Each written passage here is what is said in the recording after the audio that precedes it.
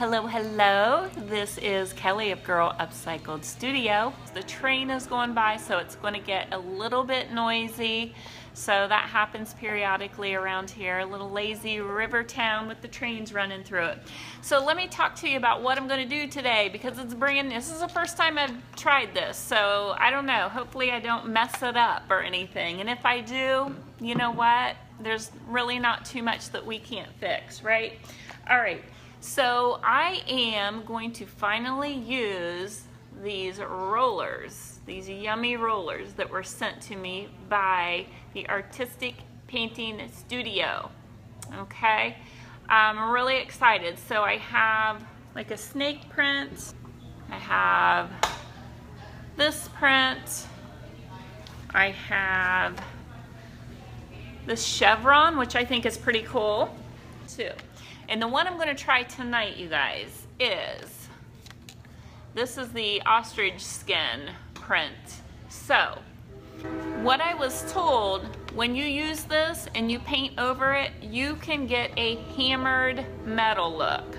So that's pretty cool. So that's what I'm going to try to do tonight for the very first time, live with all of you. And the horn's blowing, they're excited, the train's excited about it, right? Everybody's excited about it. So this is what I'm doing. I've got this already taped out. And okay, Artssyville embellishments. This is called Texture Medium. First of all, it reminds me of marshmallow cream. So I kind of want to put my finger in it and try it out, but I won't, because I know that's dangerous, right? All right. And it says on here, I read the directions, it says that you can mix paint in with this. And I'm thinking that's going to be a good idea. And here's why. This is a tabletop, and it may get a lot of use depending on where it's going. And if people are putting their cups and things on there, and if anything gets chipped, if I put a little color in this, when it does chip, when and if, down the years, it'll just look like the painted color, right? It won't be this bright white, because it is pretty white. And look how fluffy it is, guys. Can you see that? Does it not look like marshmallow cream? The paint, it says 1 to 5 parts is what you need to mix this. So that's what I'm going to mix it with. And I wish I had the can, but I'm using Prairie Gray, the DIY clay-based paint. It's called Prairie Gray because I'm going to go for like a metal kind of a look. So I want my base color to be this kind of a gray color. I'm just going to eyeball this. So it said 1 to 5 parts when you mix color with it. So all right, I probably should have, okay, I'm going to tell you right now, first of all, if you do this at home, don't use a little foam bowl like I'm using, because I'm not liking that right now, because it's kind of stiff. Hold on, I got to take my shoes off, you guys. I'm going to get comfortable. Do y'all care? All right, it's been a long day. So don't use a styrofoam bowl. And I'm going to mix some more in here. You hear my dog? She is just chewing away on that bone. Isn't that funny? Can you see her back there, you guys?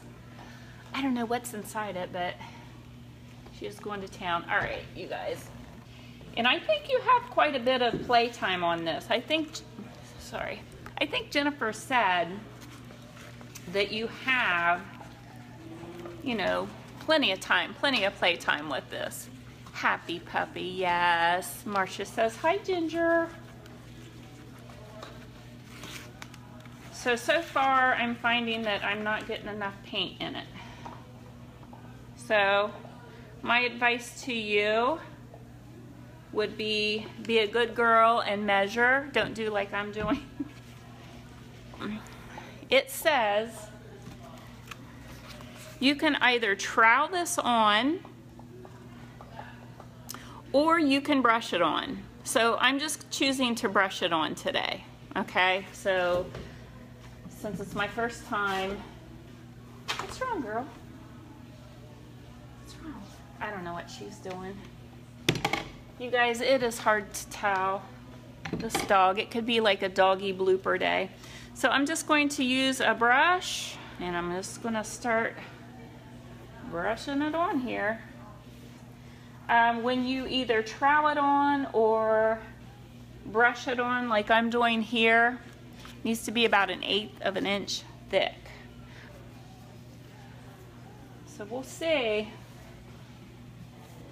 But as you can see, this table that I'm using, you guys, is in pretty bad shape. It has a ton of bumps, bruises, scrapes, all that to it.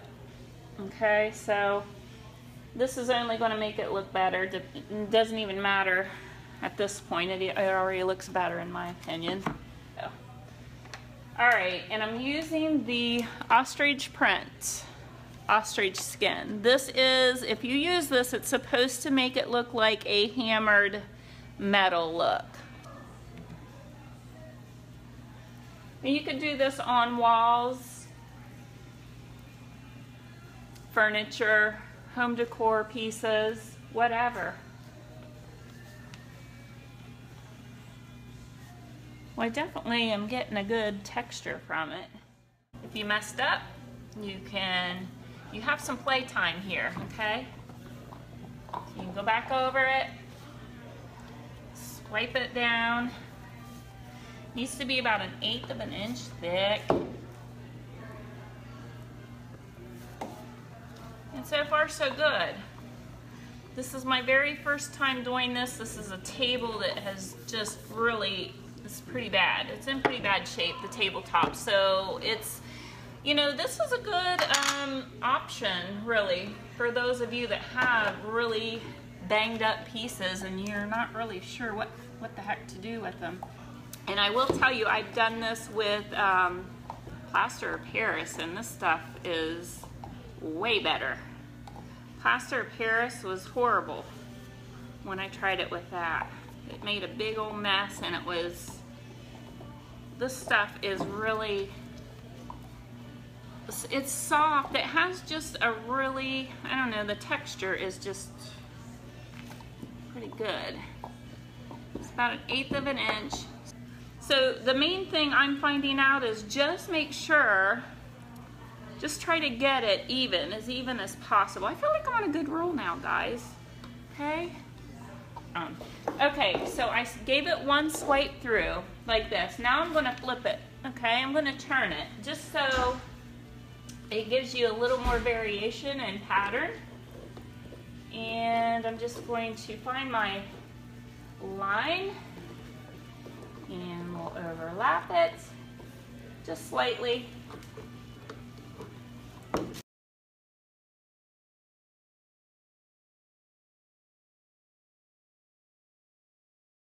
And here, let's bring it on in. Let me come in so y'all can see. So I am seeing, right now I'm seeing a couple of lines from where I passed through, so I think I'm going to swipe through and maybe redo them. But I don't think that's too bad for my first time, guys. Look at that. That's the close-up of it.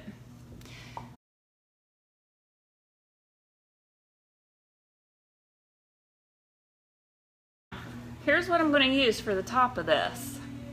This is from Finnabar. Wait a minute. Yes, Finnabar. And this is a metallic wax. This is what I was originally going to use. See that? It's like a silver. I was going to go for like this gun, smoke, metally. But that all changed because I pulled out my box of tricks, which has all my yummies in there. These are my yummies, my play stuff, okay? And this is what I'm gonna do. And I'm telling you what, I did a little sample earlier, and this stuff was so, it looks so good together. This one is called Aged Brass. And this one, Rich Copper. Look at that one.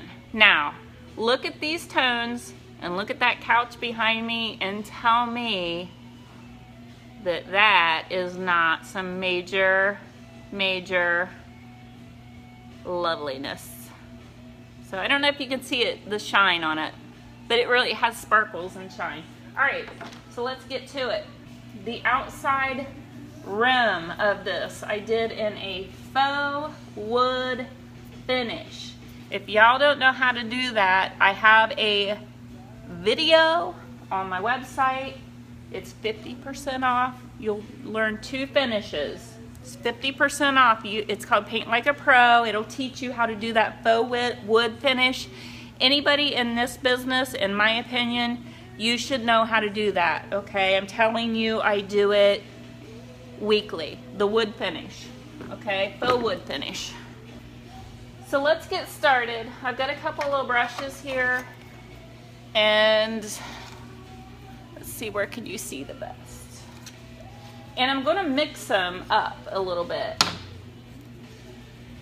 So, and I'm gonna do my best not to get it on my ledge here. Thanks for being patient, guys. I do appreciate it. So I'm gonna kind of wipe a little bit off. Okay, and I did not tell y'all, the base coat on this, you guys, is, what did I use? I used, I think I used a little black dress.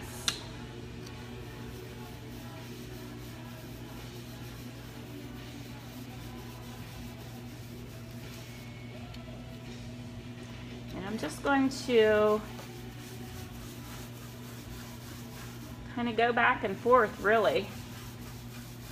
And I'm going to blend them all kind of together. Look at that. That is so yummy. Can you guys see this? Look how pretty that is. Okay, these are waxes, like a paste wax. And a lot of artists actually use these for like mixed media and things like that. But I'm using it on this table because, why? Because why not? Why not? Ah, I just slid that over there. Oh, I think it's gonna wipe off. That is a good thing. I do have a sealer on the edges, so I should be able to pull that off. And if not, I'll just go over it. Okay, if you see as I'm kind of buffing it a little bit, it's kind of making that ostrich print, I'm going to call hammered metal, it's making it kind of pop a little bit. Isn't it? What do you think, guys? Are you liking it? I think it's really pretty. So I don't know. It's just fun using all these different products, learning new things. And you know, when you do that, you guys, it really does, it kind of just gives you more ideas to use, you know, with other pieces. The more that you use, the more ideas you're going to have. So, you know, I kind of go into these projects just with the mindset of what the heck? I mean, what is the worst that could really happen here, guys? Honestly, the worst that could happen would be like, I'll paint over it if I don't like it, is what I'm thinking. Let's try the clear and let's just see, because a lot of times, most of the time, when you're waxing and you want to blend something a little bit better, a lot of times just add clear to it and it'll kind of act as a little bit of a eraser. Let's just see, and if it doesn't work out, we can redo it. Oh, and it looks darker there, doesn't it? So it looks like it did pull it off a little bit. So, I mean, basically it's the same. You know, it's the same with all waxes. If you just want to reapply it. It's the same with glazes too, you guys. When you're glazing things, and I know I'm getting off onto another subject, but it is kind of the same. If you're glazing something and it grabs and it gets dark, you can put clear glaze on your mistake, work it in, and start pulling it back off. It's the same concept as the waxes, okay? So, a little tip for you. I'm gonna keep going. I'm excited about this, guys. I'm so excited. Expand your minds, you guys. I want you to think about it in a broader way, you know, no matter what your hobbies are. You know, if you're not into furniture, what are your hobbies, and how can you incorporate these items into the hobbies that you do? I mean, how, you know, scrapbookers, artists, potters and ceramic artists. I mean, what else, guys? Come to throw out some more ideas for me.